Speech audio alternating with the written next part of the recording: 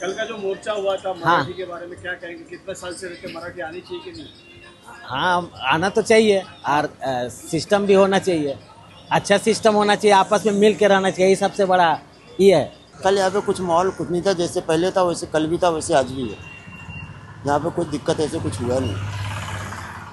मराठी के बारे में अभी चल रहा है फिलहाल कि मराठी सीखना चाहिए सबको। वो तो भाई है, लेकिन अब जिसको नहीं बोल पाते, हमने आज 20 साल से हम रहते हैं, हमें बोलने की कोशिश करते हम नहीं बोल पाते। हाँ, समझने को समझ जाते लेकिन बोलने में दिक्कत होती नहीं दिक्कत। कालच्या मोर्चाबद्दल मी एवढंच सांगेन की आपल्या महाराष्ट्रामध्ये मराठी हे यायलाच पाहिजे आणि मराठी हे महाराष्ट्रासाठी आणि इथल्या जे लोक आहेत त्यांना यायला पाहिजे असं मला वाटतं। तसेच आपल्या जे काय मारवाडी, गुजराती आणि बाकी मुस्लिम जे काय लोक आहेत ते इथे राहून आपल्या गोडी गुलामीने आपला धंदा व्यवसाय केला पाहिजे, दादागिरी नाही केली पाहिजे।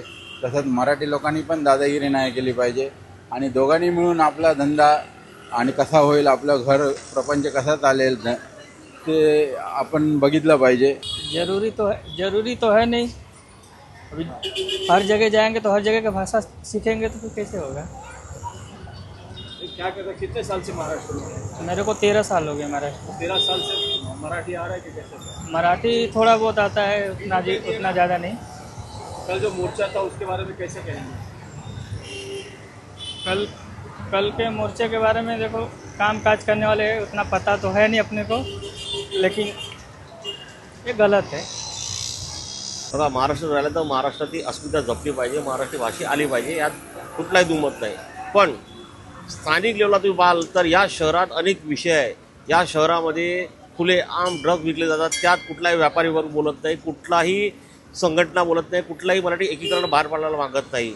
3-3 हजार करोडचे रास्ते बनवले गेले, ते रास्ता पहिल्या पावसात धुवून गेलेला, त्याविषयी कोणी बाहेर पडायला मागत नाही, कोणी बोलायला मागत नाही।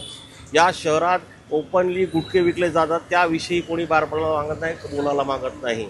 या शहरात स्पाच्या नावाने ध्येय व्यापार चालतो, त्याविषयी कोण बोलायला मागत नाही। हा फक्त आणि फक्त एक राजकारणी विषय होता, त्याविषयीच फक्त मला असं वाटतं की मोर्चा निघाला असावं। महानगरपालिकेची निवडणूक जवळ आहेत, दोन्ही पक्षाला आपापले मतदार फिक्स करायचे, त्या हिशोबाने जे आंदोलन केलं। बाकी या शहराबाबत कोणालाहीच काय काळजी असं वाटत नाही आम्हाला।